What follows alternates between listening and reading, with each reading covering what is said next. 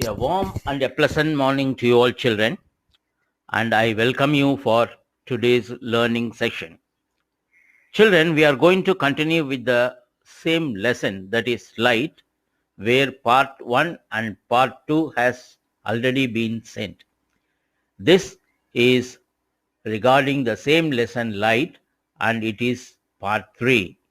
By this, we will be completing all the topics which are to be covered for your class 8 under the heading light. So in part 1, we had seen about reflection, laws of reflection, regular reflection and diffuse reflection, etc.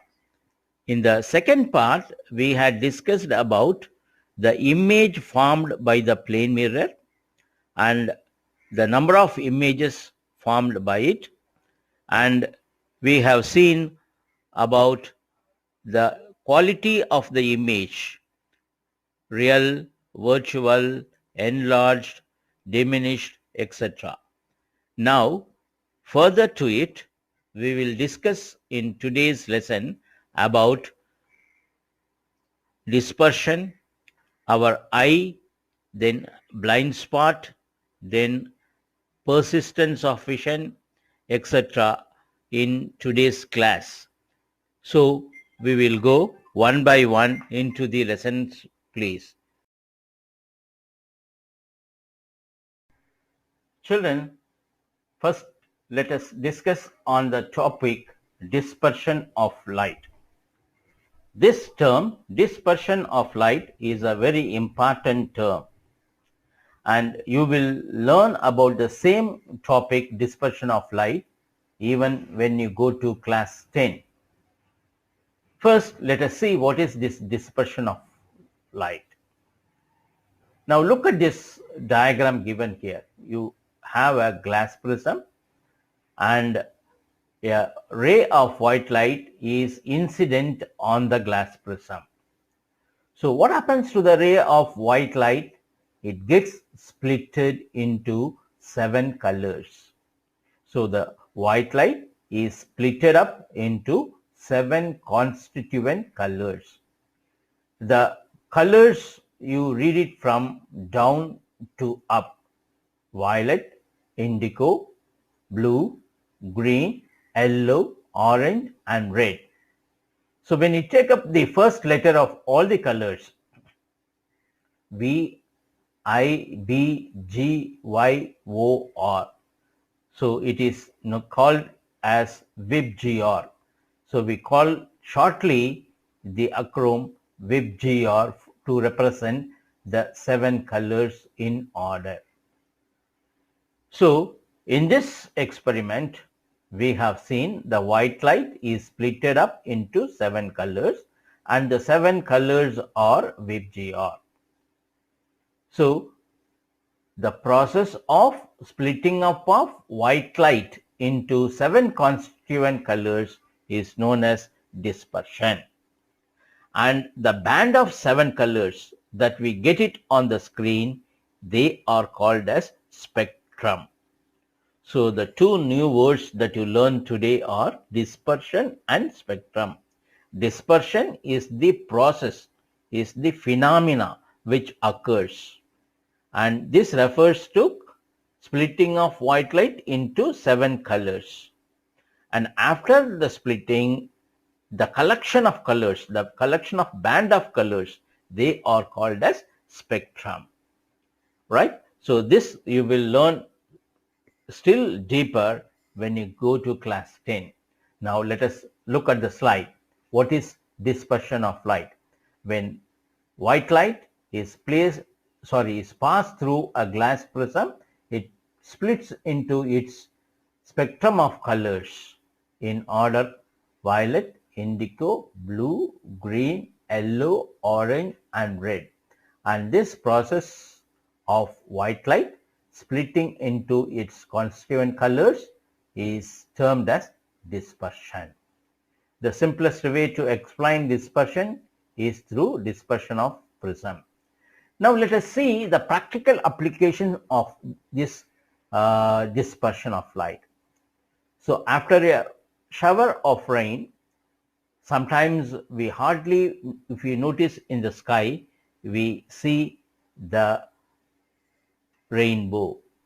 So the rainbow is nothing but where the band of colors are taking place on the sky, and because the white light of the sun, they pass through the raindrops.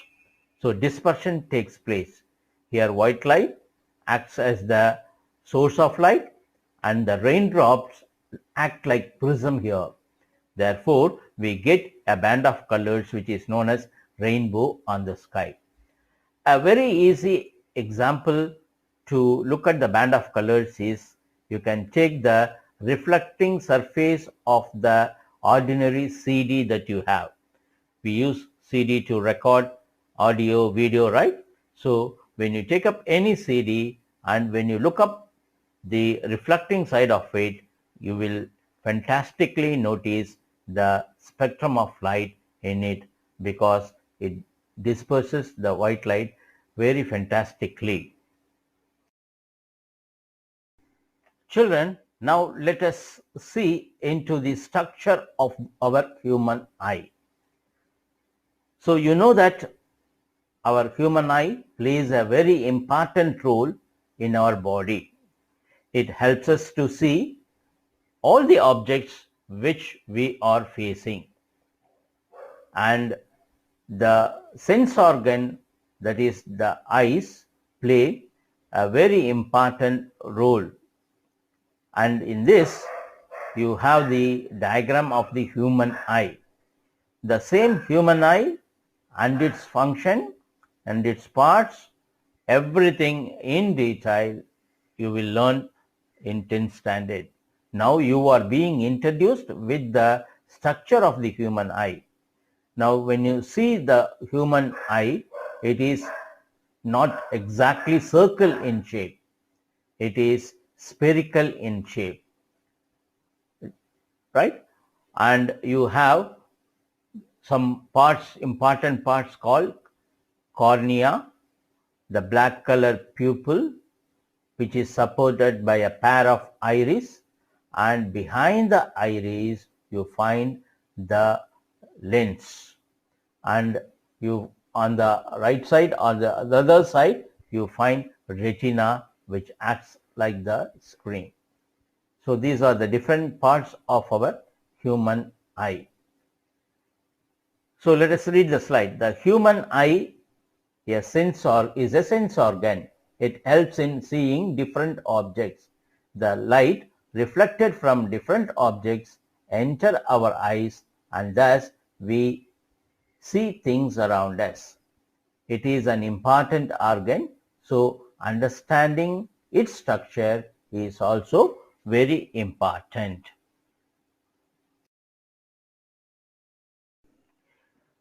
This slide gives you more information about our human eye. The human eye is the sense organ which helps us to see the colorful world around us. The human eye is like a camera.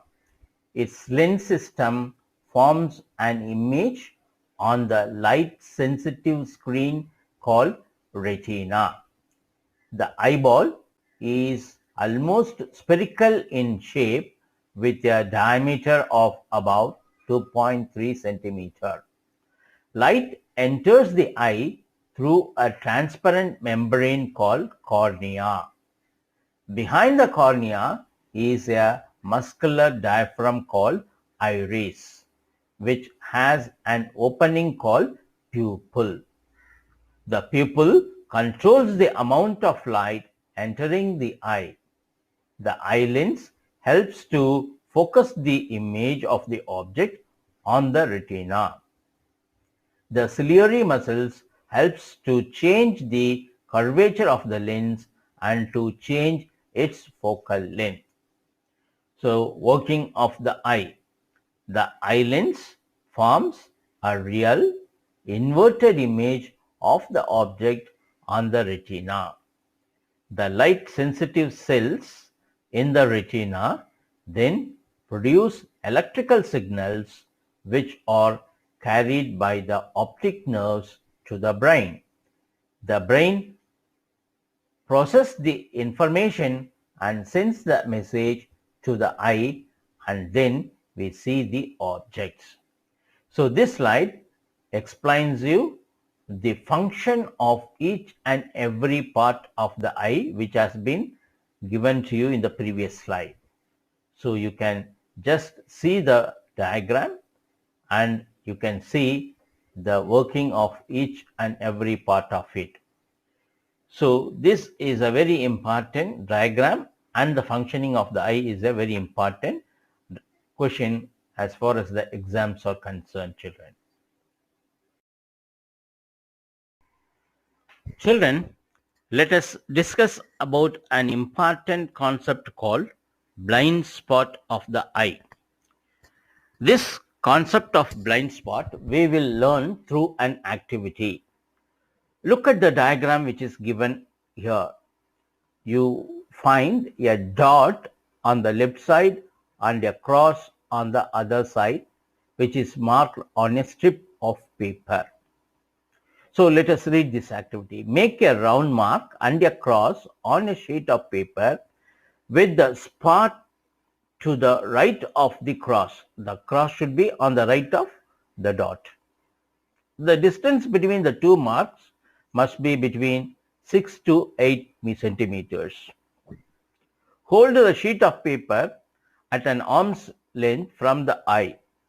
Close your left eye. Look continuously at the cross. Move the sheet slowly towards you, keeping your eye on the cross. What do you find? Does the round mark disappear at some point? Now close your right eye. Look at the round mark and now repeat the same activity. Does the cross disappear this time? So the activity is simple. So you have to make the dot and the cross on the sheet of paper where the distance between them should be 6 to 8 centimeter. First you have to close the left eye and you have to view only the cross and then bring it slowly in front of you. Then you at some region or some point you can see that the dot disappearing from you. This is repeated for the other eye. So now the cross will disappear. So at some point of view the dot and the cross disappears when you close one of the eyes. Why is it happening? Now read the slide solution. Yes, the cross disappears. The disappearance of the cross or the round mark shows that there is a point on the retina which cannot send message to the brain when light falls on it. Blind spot is the region on the retina of the eye and is called as optic disc. Images are not detected by this region of the eye as it is devoid of photoreceptors, that means the rods and the cones. This is the region through which optic nerve leaves the eye to reach the brain. This region also provides a gap through which blood vessels enter the eye to supply blood to all parts of the eye. So this is the concept of the blind spot.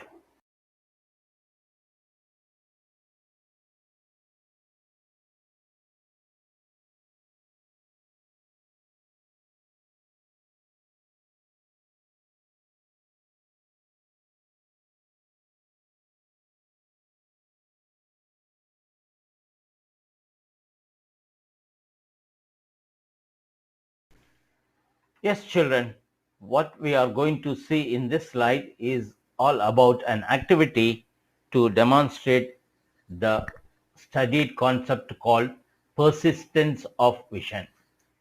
Here is an activity. Get a square piece of cardboard of size 6 to 8 centimeter. Make 2 holes as shown in the figure. Thread a string through the 2 holes. Draw or else paste a cage on one side of the cardboard and a bird on the other side. Twist the string and make the card twirl rapidly. Do you see the bird in the cage? Solution: yes. We can see the bird in the cage. Thus, impressions of an image persist in retina for about 1/16th of a second. So this activity clearly explains the concept of persistence of vision. So what you are doing is you are taking a piece of cardboard and make a drilling or make a hole on the two sides. On one side of it you draw a bird, the other side of it you draw a cage. If you twist the string and trill the cord rapidly, we can see the bird inside the cage. So though the bird and the cage are on different sides, when you trill rapidly means very speed, with a very great speed. So when you trill the cord rapidly, we will find the bird to be inside the cage. Children, this slide gives more information about our eye. First, let us learn about least distance of distinct vision of human eye. This is a very important term. Least distance, that means the smallest distance of distinct vision. What do you mean by distinct vision? Which you can see clearly. The minimum distance required to see the more clear images of the human eye. Now children, when you take up your human eye, it is capable of seeing both faraway objects and nearby objects. For example, if you are standing in a bus stop, you can be able to identify the bus number when it comes at a very far distance, isn't it? So our eye lens is capable of seeing the faraway objects. Also, when you read your textbooks, you are able to see the letters clearly and read it. So your eye lens is adopted to see nearby objects also. So this is a very unique feature of our human eye to enable us to see faraway objects as well as nearby objects. Eye is such a wonderful instrument that it can see distant objects as well near objects clearly. The minimum distance at which the eye can see objects distinctly varies with age. The most comfortable distance at which one can read with a normal eye is about 25 centimeter, and this 25 centimeter is known as the least distance of distinct vision of the human eye. Now let us analyze some of the defects that the human eye is crossing with. Some persons can see near objects clearly but cannot see distant objects so clearly. On the other hand, some persons cannot see nearby objects clearly but they can see distant object quite well. With suitable corrective lenses, these defects of the eye can be corrected. So the two defects which are explained here, they are known as myopia and hypermetropia, which you will learn more clearly when you go to class 10. So a normal person should see nearby objects and a far off objects. Some of us are unable to see nearby objects and some of us are unable to see the faraway objects. In such a case, we need to have the defective corrected by suitable eye lenses. With the suitable eye lenses, we can correct these two common refractive index, that means the defects of the eye. Then next we will see about an important disease of the eye, defect of the, not the disease, it is a defect of the eye, cataract. Sometimes, particularly in old age, eyesight becomes foggy. It is due to the eye lens becoming cloudy. When it happens, persons are said to have cataract. There is a loss of vision, sometimes extremely severe. It is possible to treat this defect.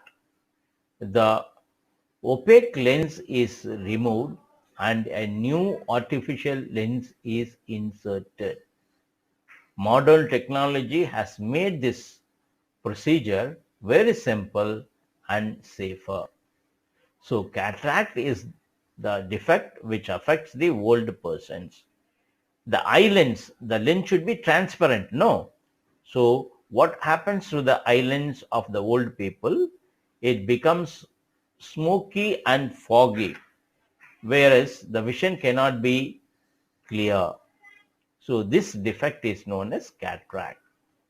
So through modern technologies, these eye lens, foggy eye lens can be removed from their original place and artificial eye lens can be inserted in, and so people are able to rectify or come out of this defect called cataract.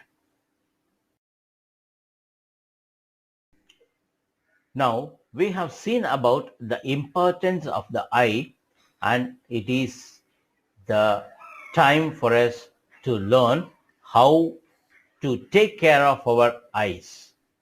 So eyes are very sensitive organ of the human body and should be taken care of.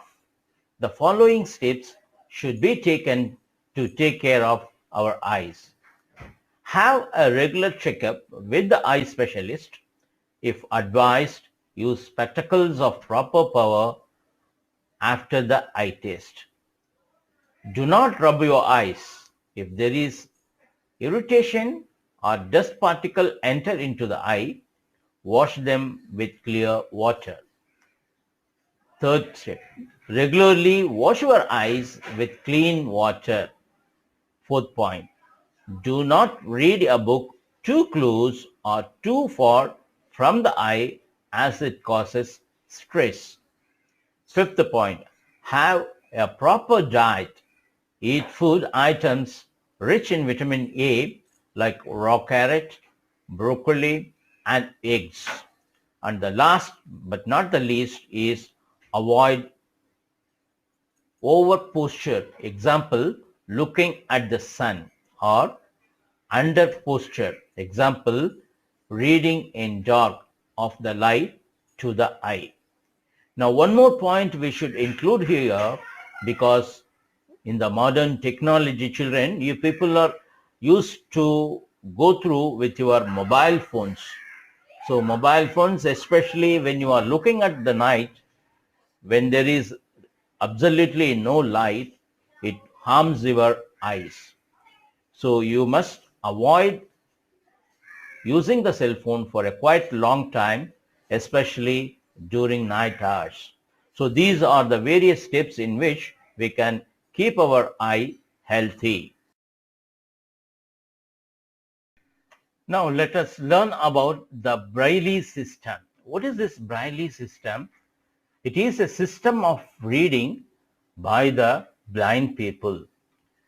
The blind people, especially, we call them as challenged persons, visually challenged persons. And these people can read, though they are not able to see anything. They can touch and feel the design of some letters, which was designed by the scientist called Braille, who himself was blind. So it is a system by which visually challenged persons, the blind persons, can read and write.